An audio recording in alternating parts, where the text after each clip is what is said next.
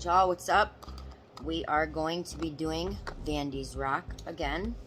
Got a new one for y'all. This is a chocolate pudding cream pie, so it's a little bit different from the banana. It's got some new flavors coming out other than this too. I think like a pumpkin one for the fall season. So, get in here, look at this. There's even chocolate chips in here. I swear to God, he outdoes himself every fucking time. No weed taste. Rarely ever is with Vandy's Rock. Really good. I really don't like chocolate and weed. I've said that 50 million times on here. I think that it gives like chocolate like this minty smell and like weird, I don't know, like aftertaste. It's fucking nasty. It's just fucking nasty. This is not nasty. It's really fucking good. I really like the chocolate chips and the whipped cream there on top. That's a nice little feature.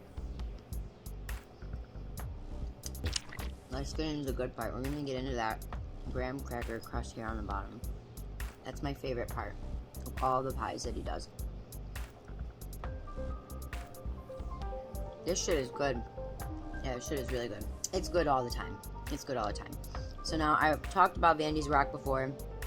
As y'all know, it's not just edibles. He's got hash rosin. He's got bud. The bud is like A++. I really like that it's the same price all across the board for every kind of strain. He doesn't do, you know, upping the price for a different kind of strain.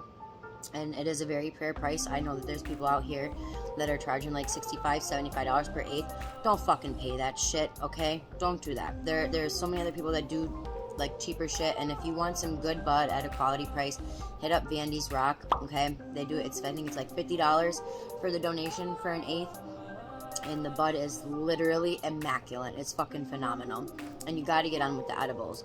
All the edibles are $20 for a donation. There is lemonade, there's juice, there is the signature sour cherry chews, and he's got like pineapple lemon and shit. Like, he's coming out with some really good flavors. Now for me, when I eat edibles, a lot of edibles don't work for me, and what got me into really wanting to eat the edibles and do the show and stuff like that, it had a lot to do with Vandy's Rock.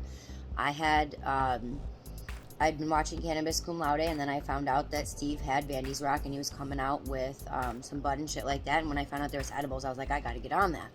So I tried the banana cream pie pudding, and it was like one of the first edibles that had ever had me so lit that I didn't even know what to do with myself. Like, it was like the first time that I really actually felt something. So like, I really want to push and stress that if you want, you know, high quality edibles that don't just taste fucking great but are really gonna get you lit, then you gotta go with Vandy's Rock, because every single product, I'm telling you, it will get you lit. I get lit off the lemonade, just one. I get lit off of a pudding, just one. I mean, the products are amazing, and the taste is really, really, really good. I know he does like barbecue sauce and shit too. You gotta watch out for those like limited edition special things that he does once in a while like that, when he switches up the flavors, because you want to try it. You definitely want to try it. There doesn't want to be something where you're like, man, I wish I would have tried that. You want to try it. So I had made a video, and then I deleted it. Copyright issues and all this other bullshit. But I don't really have a topic to talk about as far as the normal basis of the show. I guess I kind of do. Well, we'll revert back to like mental health and shit, but I want to talk about what's going on in the community right now. Like, all these fucking pop-ups, okay? There's like 6 every fucking weekend.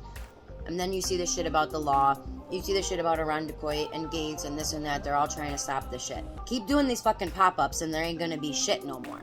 Like, not to be funny, this is all of our own fault. We're literally, it's like, okay, it's legal. And then it's a pop-up, another one, another one, another one, another one. No wonder they're coming down on us, because we're shoving it in their face like, haha, look what we're doing. The shit's gotta stop. All these pop-ups too, the people that are throwing them, y'all are treating these vendors like they're cash cows and you're being greedy. Stop that shit. Stop raping these vendors' pockets. These people have families. These people are families. This is how they feed their families. Charging $200 for a vendor booth, and when you got 50 people or less showing up, that's some bullshit, because those vendors aren't even going to make the money back that they put in to be there. And that's not even $200 for a cost for a vendor booth. That doesn't cover the cost that they need for a banner, a cost that they need for their packaging for their products, their actual fucking products. Think of all the money that they have to put in just to be at your pop-up. The shit ain't cool, man. Now, vendors, if you're watching this and you're looking for you know, the right pop-up to get involved with, Rob and Jackie for Hydro Inc., you want to get involved there. Josh and Gabby Hay that are doing High from the Haze, that are doing Thanksgiving, those are people that you want to get involved with. You know, Sonia for Flower City Gas and Gilla, those are people you want to get involved with. Loud Cloud Kate coming out with the Blunts and Brunch and the New Year's Eve shit, that's somebody you want to get involved with. Getting involved with these people who you really haven't heard of, or you're not sure if they're real, or you don't know where they came from or whatever, it's not even worth it. That's a red flag in and of itself. Stop paying these people who are talking about they're going to have 500 plus people and then only 100 people show up through the door. You can recognize the red flags before they show up. And seriously, to those of you who are putting out the red flags, who are doing this, y'all need to stop. We're watching you. All of us are watching you. It ain't just me. Other people are watching you, and you're gonna get called out several times, not just by me, but by other people too, because the shit is fucking disgusting. You know, the whole point of starting this shit for myself, starting Rock City Roots, starting this channel, is to change the stigma of marijuana and prove to people that stoners are good people. We ain't doing that right now. All this at each other's throat bullshit, and this one stole my idea, and this one that, and meh. Y'all sound like we're in elementary school. Y'all know that, right? Like, we're not in elementary school. We're fucking adults. The whole point is to make people see that we are good people, and in order to do that, we actually have to be good people. So, you know, maybe take a step back, look in the mirror, and maybe realize that some of you are the problem. I do that shit with myself. I gotta take a look in the mirror, and I have to realize that I'm the problem. You know, everybody else can't always be wrong. And that's all I'm gonna say about it. If you have a problem with what I said, feel free to send me a message, because I said what I said. I ain't taking it back. It is what it is.